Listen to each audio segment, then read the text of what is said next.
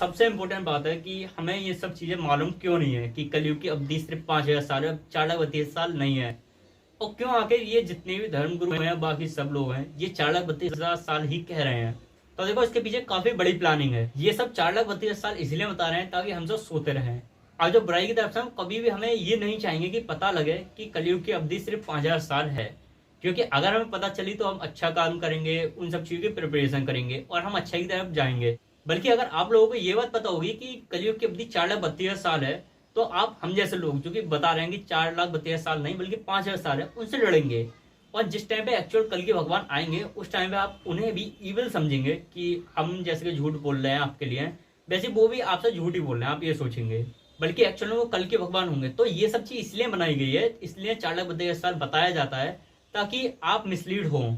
और जो बुरे लोग हैं वो आपको उस टाइम पर अपने कब्जे में कर लें, अपने इशारों पर नचाएं कि 4,32 साल है, वो सामने है, वो झूठ बोल रहा है। और आप अनजाने में ही उन लोगों के लिए काम करो जो लोग आप सबको कठपुतली बनाए पड़े हो, आप लोगों से झूठ बोल रहे हैं और जो कि बुरे हैं। अब जो लोग आपको बता रहे हैं कि कलयुग की अवधि 4,32 साल है, हो सकता है उनमें से काफी लोगों को पता ही ना हो, क्योंकि काफी सारे लोग ऐसे हैं यार कि क्या बताओ, उन लोगों ने एक्चुअल धर्म ग्रंथ को पढ़े ही नहीं रखा है। हाँ, मैं एक बात और बोलूंगा कि एक्चुअल वो पढ़े भी कहाँ से हैं, क्योंकि एक्चुअल है भी तो नहीं। 99.9% धर्म ग्रंथों को जला दिया गया था 14वीं सदी में। अब ये 14वीं सदी में इसलिए जला दिया गया था क्योंकि उस टाइम पर जो इस्लामिज्म था वो पीक पर था।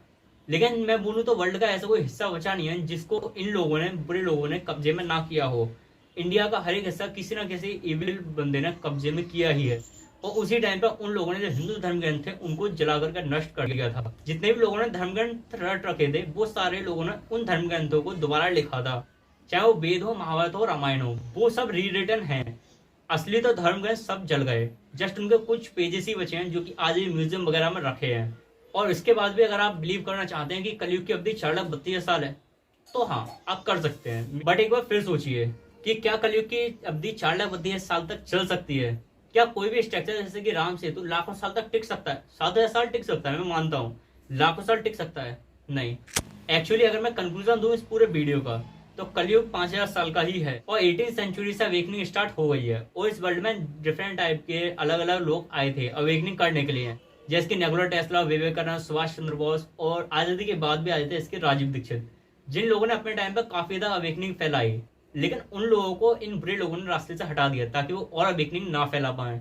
लेकिन आज के टाइम में भी ऐसा नहीं है कि अवेकन्स एंड हो चुके हैं, अवेकन्स आज भी हैं।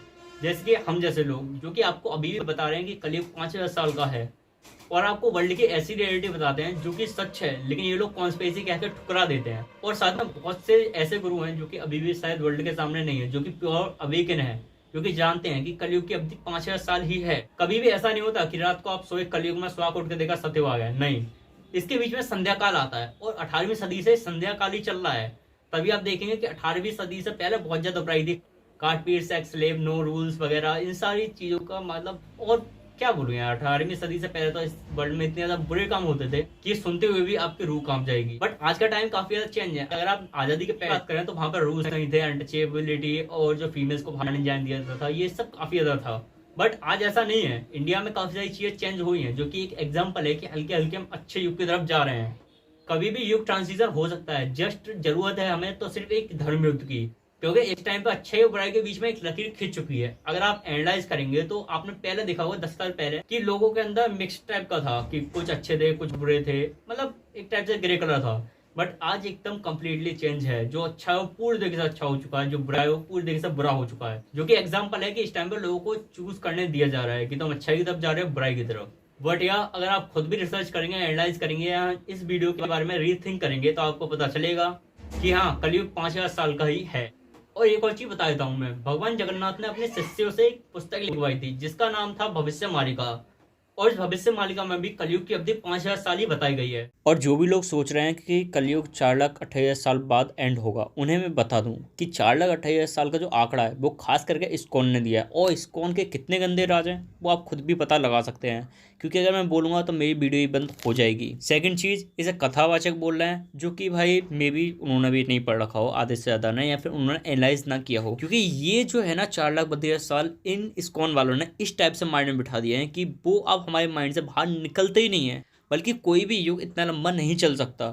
एंड सेकंड चीज कि 4,28,000 के आप बोल रहे हैं कि इतना लंबा चलेगा। आप जरा खुद सोचिए कि पिछले 200 साल में टेक्नोलॉजी कहां से कहां पहुंच गई, तो 4,28,000 में कहां से कहां पहुंची। और यहाँ पे टेक्नोलॉजी से मैं डायरेक्टली मेंशन करना चाहता हूँ एआई को, कि एआई आप देख रहे होंगे कि लास्ट ईयर आई थी, एंड लास्ट ईयर क्या कर रही थी, वो बस नॉर्मल सी कुछ बातचीत कर रही थी, आप कुछ क्वेश्चन दे रहे थे वो आंसर दे रही थी, वो भी गूगल से उठा के। बल्कि आज 1 साल बाद वो इतनी एडवांस हो चुकी है कि वो किसी भी इमेज को बना रही है। जस्ट आपको कुछ प्रॉम्प्ट्स डालने हैं, वो वीडियो क्रिएट कर देगी। इवन हाइपर रियलिस्टिक वीडियोस तक क्रिएट हो रही हैं, और डीप फेक पॉर्न वगैरह ये सब तो हो ही रहा है। और अब सरकार और साइंटिस्ट ट्राई कर रहे हैं कि उसी एआई को वो लोग डाल सके सिंथेटिक रोबोट्स में। अब सिंथेटिक रोबोट्स का concept same to same ultron वाला ही है। सोचिए अगर ये एआई रोबोट्स में आ गई तो क्या होगा, क्योंकि अभी चाइना की बात है, चाइना में एक छोटे रोबोट ने जो उसके 3-4 बड़े रोबोट थे उसके दोस्त, उन सबको अपनी बात मनवाने पे मजबूर कर दिया था कि तुम यहाँ पे काम क्यों कर रहे हो ओवरनाइट, तुम्हें अपने घर पे होना चाहिए। फिर उन्होंने कहा कि नहीं हमारा कोई घर नहीं है, तो उसने कहा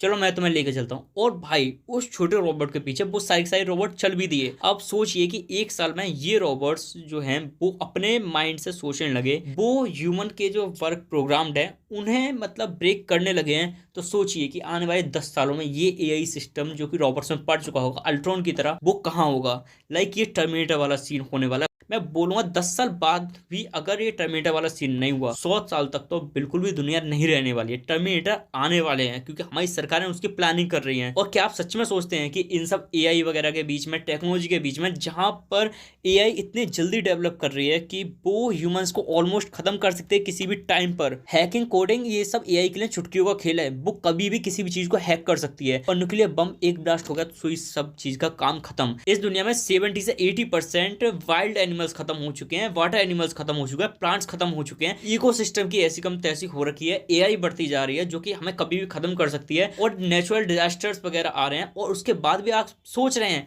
कि सच में कलयुग 4,28,000 चलेगा। लाइक लिटरली यार तुम्हारे माइंड में ना प्रोग्रामिंग इस टाइप से हो चुकी है कि बस तुम कुछ और सोचना ही नहीं चाहते। जो एआई कुछ टाइम पहले एबीसीडी बोल रही थी, वो आज क्वांटम मैकेनिक्स पे जो साइंटिस्ट है उन्हें लेक्चर दे रही है। लिटरली तुम सोच रहे हो, और वो अगर रॉबर्ट्स के अंदर आ गई तो क्या होगा। और एआई अगर आने वाले 10 सालों में इस पूरे वर्ल्ड को खत्म कर देगी, तो कल की भगवान 4,28,000 बाद क्या धरती के जो मिट्टी है उसको बचाने आएंगे। लाइक उन्हें बचाना है इंसानों को, और अगर इंसानों को एआई खत्म कर देगी तो फिर वो बचाने 4,28,000 बाद किसको आएंगे। थोड़ा अपने माइंड का यूज कीजिए। ये टाइम दरअसल में वर्ल्ड एंड का टाइम चल रहा है, सारे संकेत मिल रहे हैं, लेकिन बस आपको एक बार अपने माइंड को ओपन करने की जरूरत है। आपको लॉजिकली सोचने की जरूरत है। थोड़ा देर कथावाचकों से साइड होइए, क्योंकि हमारे हिंदू धर्म में भी ये बात को कहा गया है कि टाइम किसी पर भी नहीं बना है। तो आप क्यों टाइम को किसी भी कैलेंडर, किसी मंथ या फिर किसी घड़ी में बांध करके देख रहे हैं जहां पर 24 घंटे का टाइम है। ऐसा कुछ भी नहीं है। टाइम सिर्फ हमारे ऊपर है, हमारे अर्थ के ऊपर है कि वो कितने फास्ट चलता है, कितने स्लो चलता है। और टाइम एंड आ चुका है। जो लोग कहते हैं कि शास्त्रों में लिखा है कि कलयुग 4,32,000 का है, तो जरा एक बात बताइए, क्या उन्हीं शास्त्रों में यह नहीं लिखा है कि काल को किसी भी जंजीरों में नहीं बांधा जा सकता है? तो फिर आप आखिर क्यों आप आखिर जो काल है, महाकाल है, उन्हें किसी जंजीर यानी कि किसी साल, महीने, कैलेंडर, किसी दिन में बांध रहे हैं? काल अपने हिसाब से चलता है। जो समय है, जो टाइम है, वो अर्थ के हिसाब से चलता है, एंड अर्थ हमारे हिसाब से चलती है। यानी कि जब भी हम अच्छे कर्म करते हैं ह्यूमंस, तब जो अर्थ है उसको एक गुड फीडबैक मिलता है, उसको गुड एनर्जी मिलती है, जिसके बाद में उसका टाइम स्लो हो जाता है। और जब भी हम ह्यूमन ज्यादा बुरे काम करते हैं, जैसे हम कलयुग में कर रहे हैं, कोई भी गलत काम हमने नहीं छोड़ा है, ऐसे टाइम पर जो अर्थ है उसको पीड़ा होती है, उसको दर्द होता है, कष्ट होता है, इसलिए जो टाइम है वो फास्ट हो जाता है। हम अपनी मदर अर्थ की ऊर्जा से बंधे हुए हैं, और हम कुछ भी कर्म करते हैं उसका इफेक्ट सीधे मदर अर्थ पर जरूर पड़ता है। मदर अर्थ पर किसी भी चीज का इम्पैक्ट पड़ने से वो इम्पैक्ट डायरेक्टली हम पर रिवर्स होकर के पड़ता है।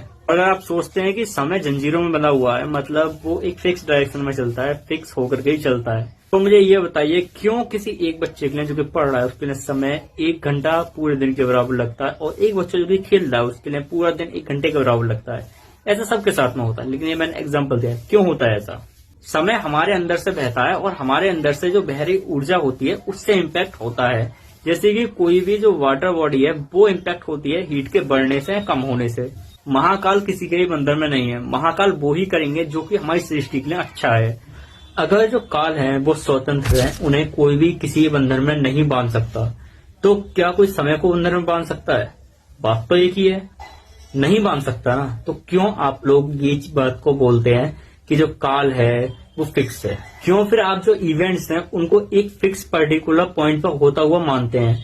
जी हाँ, मैं मानता हूँ कि जो इवेंट्स हो गए महाभारत रामायण वो एक एग्जैक्ट टाइम पर हुए थे आज से, बट जो आने वाले हैं उनको आप कैसे फिक्स मानते हैं? लाइक कल क्या होने वाला है किसी को नहीं पता, और काल कल को क्या करवाएगा क्या करेगा किसी को नहीं पता।